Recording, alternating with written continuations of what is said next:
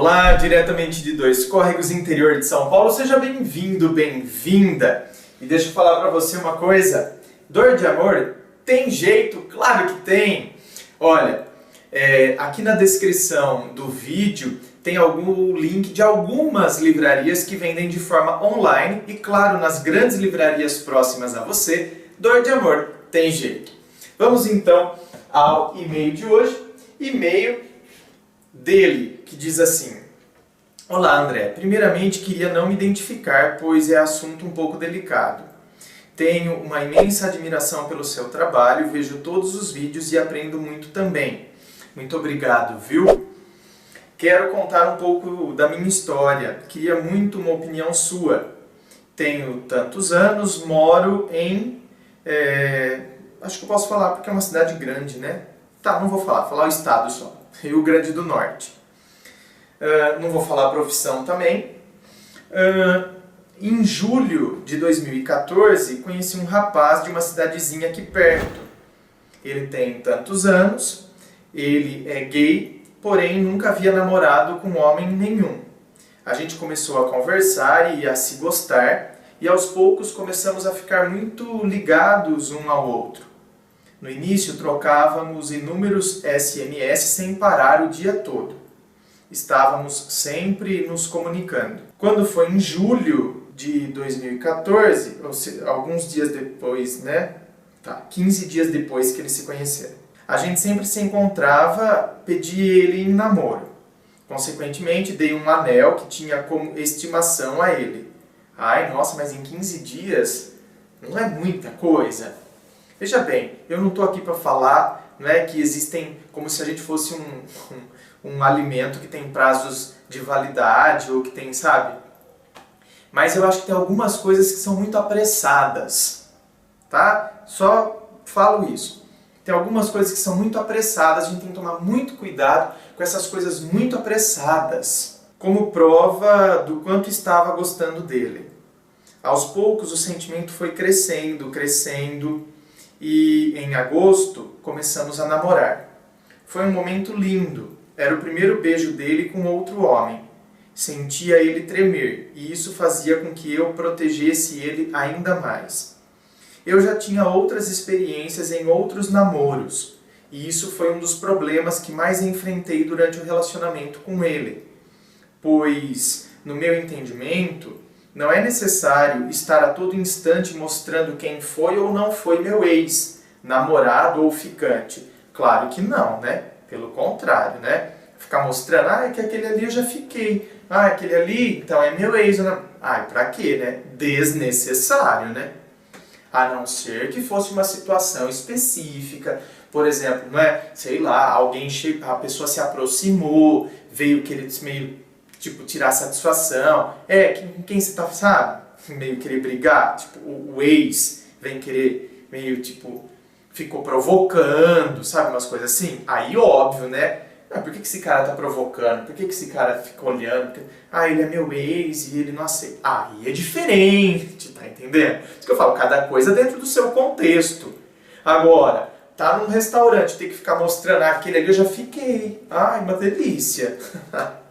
Não dá, né? Então, tá vendo? Cada coisa dentro do seu contexto, mas você tem razão. Desnecessário ficar falando com quem ficou, não ficou, quem é ex, quem não é. Entendeu? Porém, queria que você analisasse algumas situações que passei com ele. Primeira, ele não aceitava meu passado. Tá vendo? Esse negócio de passado, seja gay, seja hétero, complica a vida de um monte de gente. Por quê? Por causa de insegurança. Insegurança acomete tanto gay quanto hétero, então os problemas são semelhantes, né? Fica com ciúmes do passado da outra pessoa. A pessoa tem história, gente. O que importa é que no presente ela quer estar conosco. E ela pode ter errado no passado, viu? Inclusive pode ter uma história do qual ela não se orgulha. Pelo contrário, uma história da qual ela se envergonha. Mas aí não serve pra mim. Então, ok, tudo bem então. Não é? Mas então, fale pra pessoa já então, que você quer uma pessoa que não tenha tido nada no passado. Entendeu? Ao invés de então ficar sempre brigando. Se você acha que você é uma pessoa assim, ok, respeitamos você então. se você que está me assistindo agora, se você é uma pessoa assim, como eu já vi comentários aqui nos meus vídeos mesmo, aqui no YouTube, de pessoa falando que quem fica com mulher que tem passado, a mulher é puta, então, e aí vai deixar as virgens para os outros, que não tem que querer mulher rodada mesmo. Eu já vi, gente, comentário assim aqui. Ok, se você tem esse tipo de pensamento, se você tem esse tipo de estrutura, ok. Então, né, monte uma ficha como se fosse uma entrevista de emprego quando você vai se relacionar. O que a gente pode fazer? Se essa é a sua estrutura, você monta uma ficha, entendeu? Tendo em vista que quando a gente vai entrar em alguns empregos, a gente tem que entregar o atestado de antecedentes criminais, não é verdade? Pois é, me parece que tem gente que quando vai começar namoro é mais ou menos isso. Então ela quer um atestado de que você nunca se relacionou com alguém ou das estrepulias sexuais que você possa ter tido, das quais talvez você não se orgulhe, se arrependa. Todos nós podemos ter aprendido com a nossa história, com os nossos erros, com os nossos tropeços, entende? Com as coisas que fizemos quando tínhamos uma determinada idade ou quando estávamos passando por um determinado período e agimos daquela forma. Quem disse que o passado significa que é como a gente vive no presente? Então, se assim o fosse, nós seríamos uma eterna reprodução dos mesmos fatos, né? Agora, é por isso que eu falo que essa questão de passado, eu acho extremamente desnecessária. Mas já que tem gente que pensa que isso é fundamental, então ao menos seja honesto com a pessoa e fale que você, se ela já teve um passado, você não quer se relacionar com ela, do que ficar com brigas depois. Queria saber sobre alguns relacionamentos que eu tive sem necessidade. Quando descobria que eu tinha namorado com alguém, dizia que eu escondia as coisas dele. Ficava, em dado momento, me tratando mal. Segundo, chegava ao ponto de especular coisas contra meus amigos, dizendo que alguns comentários eram intencional, com desejo em mim, etc. Tive que excluir 4.000 pessoas do meu Facebook para evitar brigas. Ou seja, né, seus amigos, por exemplo, deixavam um comentário lá, ai, lindo, deixava tipo, né, um emoticon com um beijinho, ai, porque a pessoa já tem uma intenção para com você. É insegurança. E você vê que coisa? Ele nunca tinha namorado ninguém.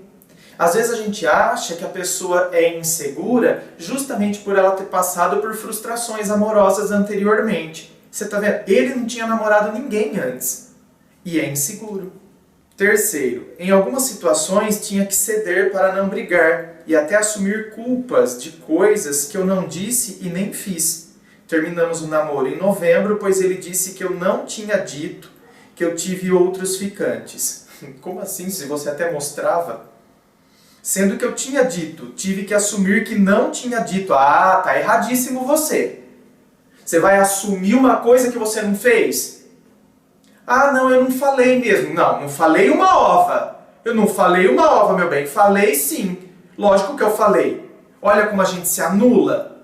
Para evitar briga? Ah, para evitar briga eu me anulo?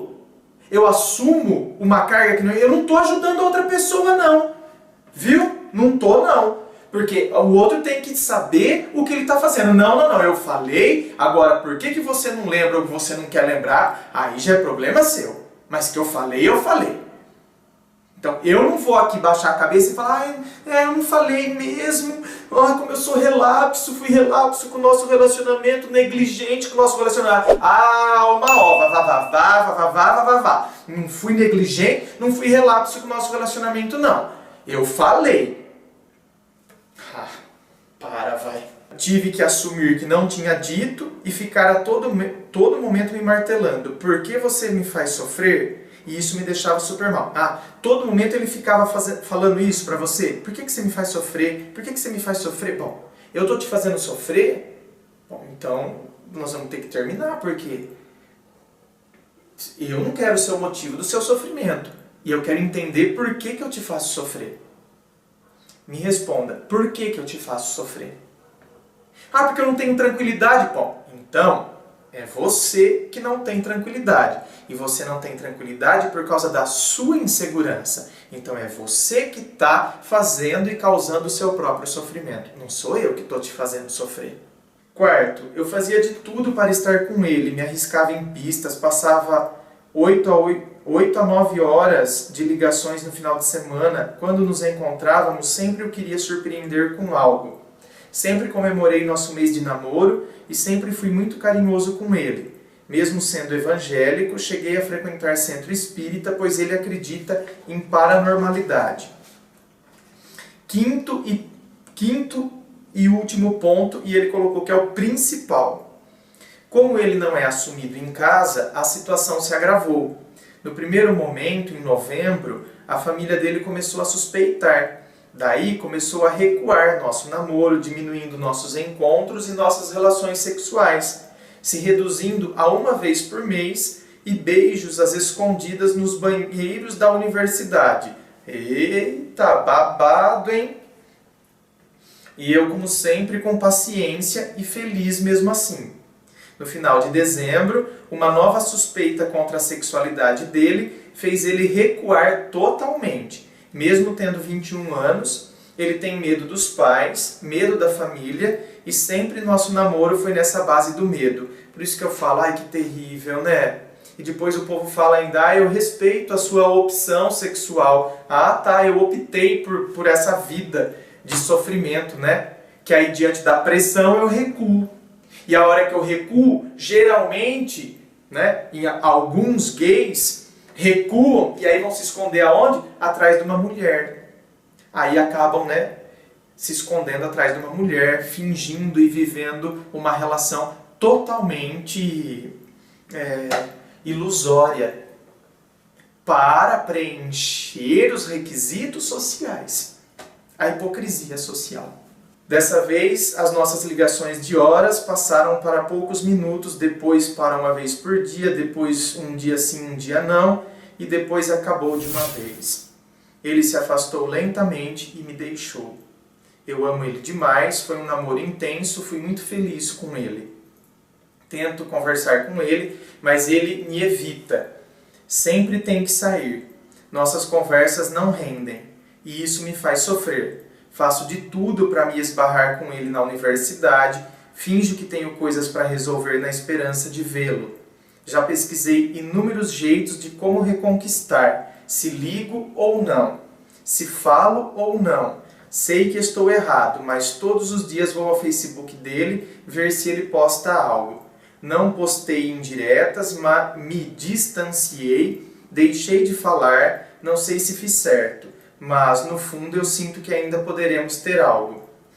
Meu querido, sinto muito. No fundo, você acha que vai ter algo diante de toda essa situação? Que ele, na verdade, só recua.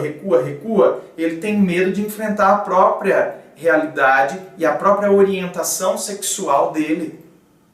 Então, enquanto ele não se resolver, você pode esquecer. Você pode passar de helicóptero e jogar pétalas de rosas na universidade inteira. Entendeu? Enquanto ele está lá, né? Joga em cima da sala dele. Pelo contrário, né? Ele vai querer morrer. Ao invés de se sentir lisonjeado.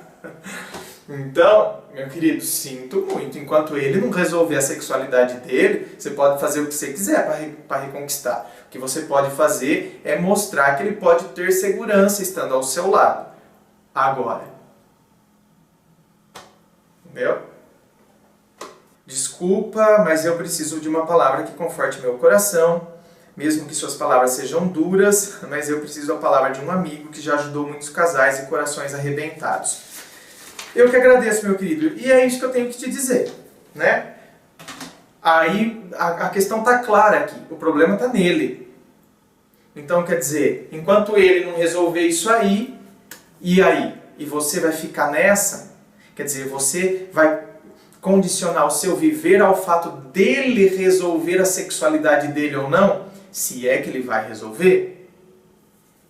Por isso que vai ficar uma situação extremamente complicada para você, se você optar por isso.